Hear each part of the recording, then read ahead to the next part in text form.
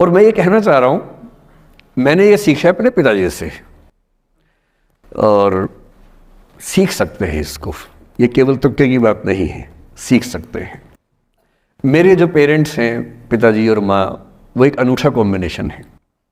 अच्छा, आप किसी शादीशुदा जोड़े से अकेले में बात करके देखिए, जब वो कंफर्टेबल हो आपके साथ, आप उनको बोलिए कि मुझ में और मेरी पत्नी में, या मुझ में और मेरे पति में ज़्यादा चीज़ें मैच नहीं होती हैं। सीरियस होकर बोलना, मजाक के मूड में नहीं, सीरियस मुंह बना के बोलिए, थोड़ा भरोसे में लेके। दुनिया का हर जोड़ा आपसे बोलेगा आप में तो फिर भी कुछ मैच होता है, हम में तो कुछ मैच नहीं होता, एक भी मैच। सारे जोड़े ऐसे ही चल रहे हैं। सबको लगता है कि उसका घर बढ़िया चल रहा है, मेरा ही ठीक नहीं चल रहा, क्योंकि उसका घर आपने फेसबुक पे देखा है, अच्छी अच्छी फोटो देखी हैं। 24 घंटे में से जो 2 अच्छे मिनट आए थे, उसमें ली गई 25 फोटो में से बेस्ट फोटो फेसबुक पे आई थी। और अपने घर में आप बाकी 24 घंटे में से 2 मिनट छोड़ के बाकी देख रहे हैं। तो दूसरे का घर हमेशा अच्छा लगता है कि यार लाइफ हो तो उनके जैसी हो। तो हमारे माता पिता भी स्वभाव उनका भी थोड़ा अलग रहा, सबका है, हमारा भी है। तो मेरे पिताजी हैं मस्त मौला आदमी, जैसे कबीरदास एकदम फक्कड़ मस्त मौला आदमी, भाड़ में जाए दुनिया उस मूड में रहते हैं, नुकसान हो जाए भाड़ में जाए। गीता का सार उन्होंने अपने मन में बिठा लिया है। उनका बड़े से बड़ा नुकसान हो जाता है तो क्या बोलते हैं, हमारा क्या था जो लाए थे, जो लिया यहीं से लिया, जो दिया यहीं दिया, साथ लेके क्या जाना है, बात खत्म। कोई टेंशन ही नहीं उनको। और बाकी सब लोग टेंशन में कि अब क्या करें, ये हो गया वो हो गया, कैसे मैनेज करें। मेरी माँ को तनाव हो जाता था, और जब पिताजी ऐसे हो तो माँ को तनाव होगा, सीधी सी बात है। अगर माँ वैसी होती पिताजी तनाव में रहते हैं, तो सामान्य बात है। जब घर में एक व्यक्ति मस्त मौला हो तो बाकी लोग तनाव तो फिर बांटेंगे ना आपस में। वो बड़ा तनाव में रहती थी, उनको घर की चिंता, बच्चों की चिंता बहुत सताती थी।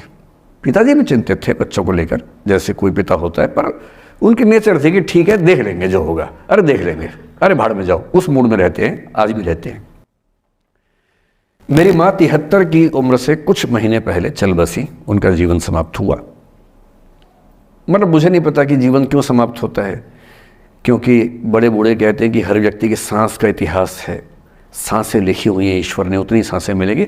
मुझे बहुत भरोसा इस बात में है नहीं, क्योंकि भगवान ऐसा क्यों करेगा कि जापान में सांसें ज़्यादा लिखेगा और अफ्रीका में कम लिखेगा?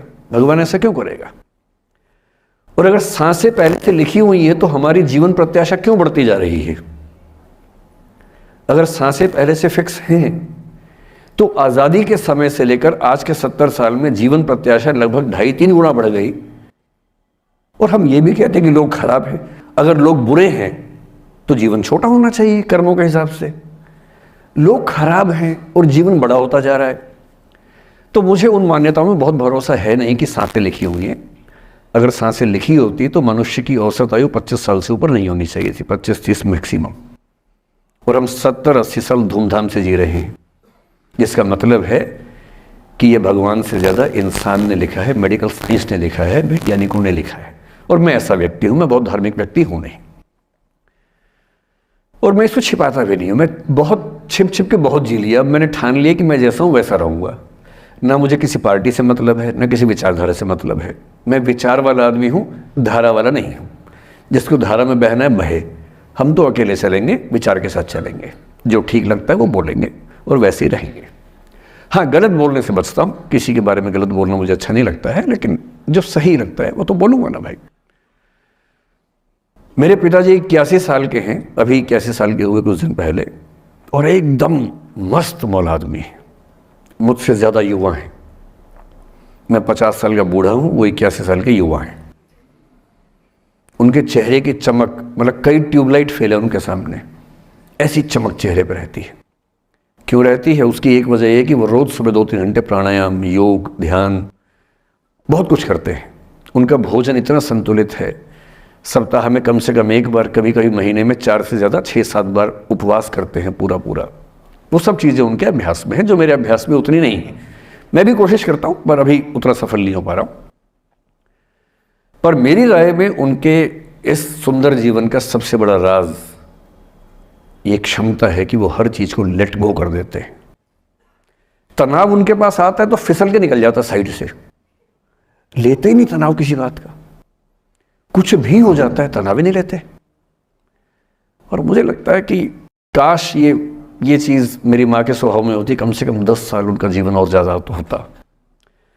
और मैं अपने अनुभव से बता रहा हूँ, बहुत विश्वास से बता रहा हूँ। मैं ना सोने जागने में नियमित व्यक्ति हूँ, ना मैं बहुत कसरत करता हूँ। ठीक हूँ, मतलब बुरा भी नहीं हूँ, ठीक हूँ। मेरी उम्र के अधिकांश लोग बीपी, शुगर, बहुत बीमारियों से ग्रस्त हैं। मैं फिलहाल नहीं हूँ। क्यों नहीं हूँ?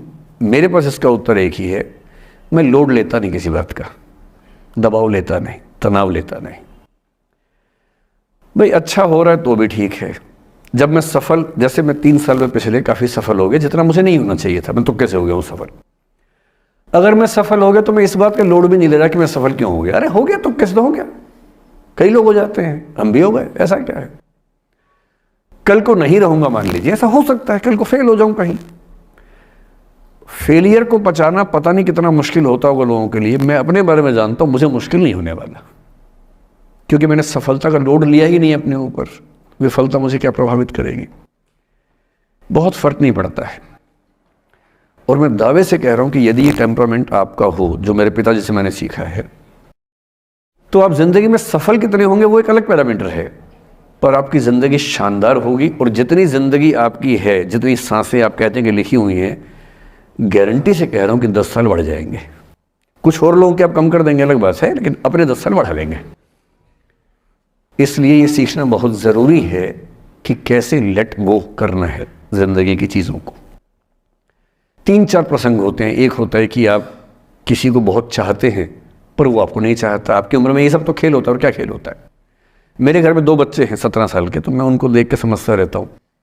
वो मुझसे छुप छुप के किसी से बात करते हैं और मैं छुप छुप के सुन लेता हूँ। तो उन्हें नहीं पता, मुझे तो नाम भी पता है किससे बात करते हैं, एक आध का तो एड्रेस भी पता है मुझे। और मैं तो बच्चों को बोलता हूँ कभी जाना वाना हो तो मैं ले चलूँगा, चिंता मत करना, बोल देना कि ड्राइवर साथ में आया है, टेंशन मत लेना। तो मेरे तो बच्चे मेरे दोस्त हैं, मैं तो बड़ा दोस्ती के भाव में रहता हूँ।